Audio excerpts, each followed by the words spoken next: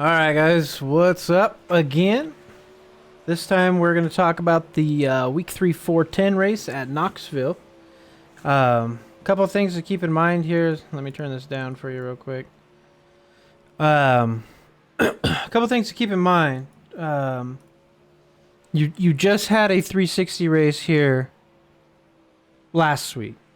So you've probably already got some comfort and stability, hopefully, in one of your setups that you like. That was my this was my 360 race from last week. I'm going through and I'm just gonna show this footage because it's the same.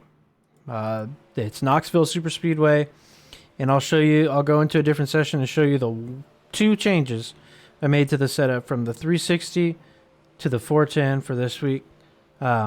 But I'll let this play out here for a minute, show you my qualifying line, absolutely nail the bottom in 3 and 4 there, and then let it drift. And that was good enough for quick time. And then the heat race. I'll show you this as well real quick, just kind of buzz through everything. Just follow the marbles on this track. You know, there's going to be moisture down here on the bottom for a little while. Use it, slide up out of it. Use it, slide up out of it, use it, slide up out of it.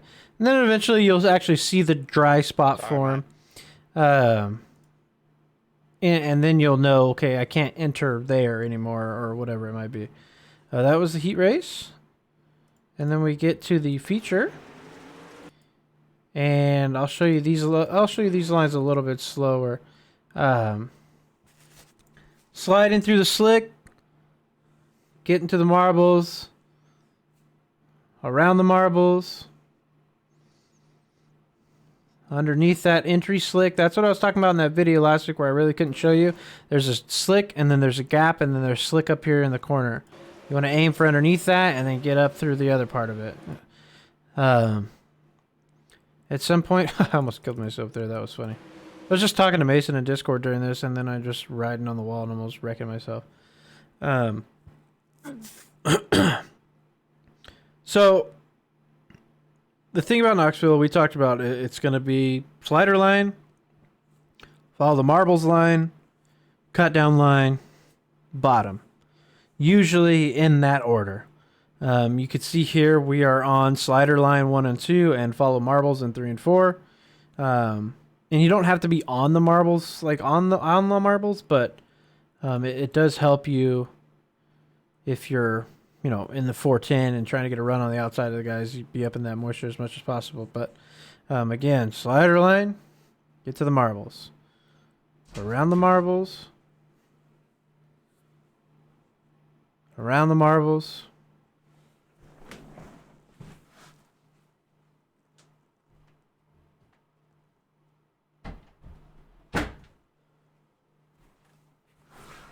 Sorry, Yoshi interrupted me. But yeah, and then I want to get to the point where things started to change a little bit. So let's fast forward a little bit faster. See if I ever get on this cut down line. Not yet. Oh, here we go. Cut down line in 3 and 4. So let's follow the marbles in 3 and 4 for so long that eventually you can try the cut down, right? Because you're going to get slick out here on the exit of 4. So you can cut through right through the opening here in this gap of moisture and get down below it. Car blinking. That was really scary, actually. That guy wrecked a few people. And I had a decent lead. These guys are not too far back, but I had enough lead to and then tried to slider line in 3 or 4. I was just trying stuff. You know, I had a decent lead, and all the lines were basically the same speed. I mean, you can look at my lap times. The 16 or the 18, let's see, that was when I had that lap car. And then all the way around the outside was slow. So then I knew, okay, it's not all the way around the outside in 3 and 4 anymore.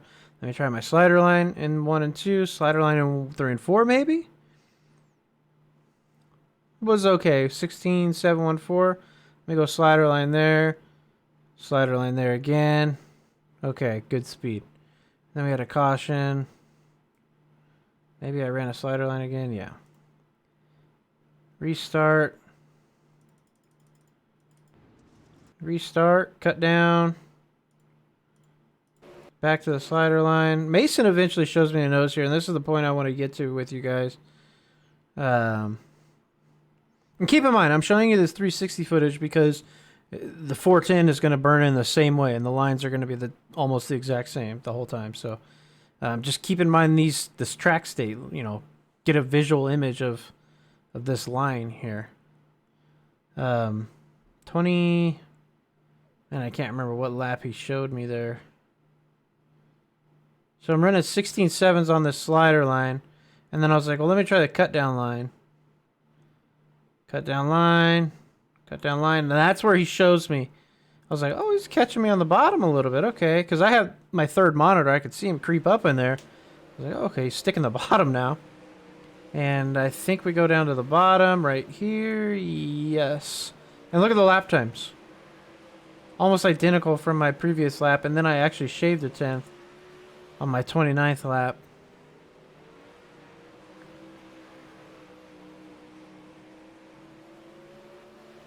Down to the bottom again. Try and stick as close to that seam as you can. Try and stick as close to the seam as you can. I drifted up too high. And this 30th lap was really bad. I probably just was playing safe on one of these corners.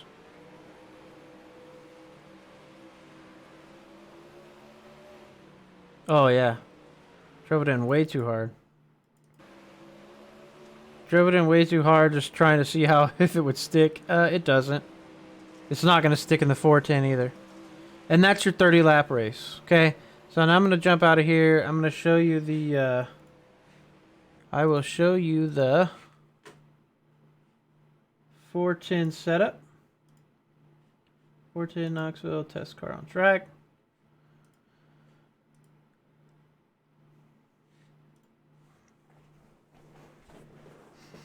And it's two changes, literally two clicks, really, to change the cross weight. And that ended up being one click up on the right rear torsion bar stop and changing the gear to a 486. And that was it. I did run practice laps on a 60% track. There's no point to show it to you. It's me following the marbles around the outside because the bottom was too pre-gen slick for it to be anywhere fast. So let's dive into this real quick. Let me make it 125% here. Make it easier for everybody to see. Boom. So if you compare side by side the 360 setup to this setup, you'll notice all this is the same. 1 inch front stagger, 11 inch rear stagger. Even the 24 wing is the same. I'll talk about that in a minute, actually. That's the only thing I need to go over. Front's the same, front right or left front's the same, right front's the same, left rear's the same, and then right rear. This is the only thing that was different. It was on a 542 and a negative 0.25 turn. That was it. 486 gear. And you put the fuel in up. I think it's 23 gallons, right? I'm pretty sure. It might be 24 or 22. I can't remember. But I put 23. I'm not sure if that's right. So we went to 48%. I need to get back to 47.9. And there it was. That's it. All the things I said about the setup last week, they apply. So you can see it's kind of twitching. It's like kind of, well, you might not be able to. I don't know how good the video quality will be, but it's like, it's probably like 47.90. So it's like kind of tweaking between 47.899999 or something. But anyway, it's going to be fine. If you go look at Knoxville default, it says 24 gallons here. So yeah, I don't know if that must be right. But I'll leave 23 in it because I don't think you're going to need 24 gallons of fuel. What else was I going to say? Oh, the top wing. So the top wing, this is kind of tricky because you don't want too much drag at Knoxville. Obviously, this track is huge. And if you don't get a lot of cars in your race, if you have a 12 to 14 car race, it's not going to be slick enough for 30 wing probably. You would pull it back, if anything. And then if you did run B mains and it did start out with some pre-gen and you were thinking, okay, this is probably going to go back to the bottom. Yeah, you bump it up to 30. You should, it should still drive pretty well, and familiar. It should feel like the same setup. You are going to get some kind of aero tightness, obviously, with 30 wing and a setup that's, built to be super speedway fast. And yeah, but I mean, you saw in the 360 race, less power obviously, but if you get out of the gas and stuff early enough, you can stick the bottom with this thing. It's gonna have plenty of rotation on the entry of the corner, and it should hold the seam pretty well for you down there on the berm. So just beware with 30 wing. You might get tight, and you might try to play with the top wing angle. If you decide to go 30 wing, you'll have to play with the top wing angle while you're in the car to see what's keeping you from pushing tight up into the slick, because you don't want to push tight and slide out into the slick and kind of be in no man's land. So I'll leave the 24 wing angle. Do with that what you will. Go to 30 if you need to. Experiment with other ones, I guess. Try 26, try 28, 27, 25, whatever. I think rule of thumb is 24 or 30 and not much in between, but it doesn't hurt to try 26. I've ran quite a few 360 official races with like 25 wing or 26 wing, or I've ran some 410 races with like 26, 27, maybe 25. But like I said, I've been kind of experimenting with this 24 wing at these big tracks and just pulling it back as I need to. So that's really it. Not much to talk about in this one other than that, just wanted to show you the setup, showed you the lines. If you got questions or anything, let me know. Remember the stuff I talked about last week with the rear end? If you've got to make it taller, make even clicks. And if you've got to make it lower, the crossfade's really freaking out now. If you've got to make it lower, make even clicks there as well.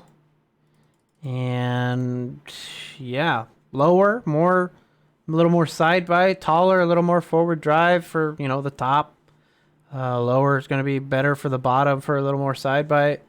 And then if you kind of leave it close to zero, you can kind of play around. You can go to the top a little bit. You can go to the bottom, run the marbles in the middle, whatever it might be. That line is, fluctuates a little bit at Knoxville, and, you need a car that can do a lot of that. So, other than that, nothing else. The fuel should be right, like I said, and if it's not, you can send me hate mail. But yeah, that's it. If you guys got questions, as always, leave them in the comments, shoot me messages, whatever you want to do. Appreciate all of you watching again. And that's it for this week. Both setup videos are out. And good luck in your races. Take care.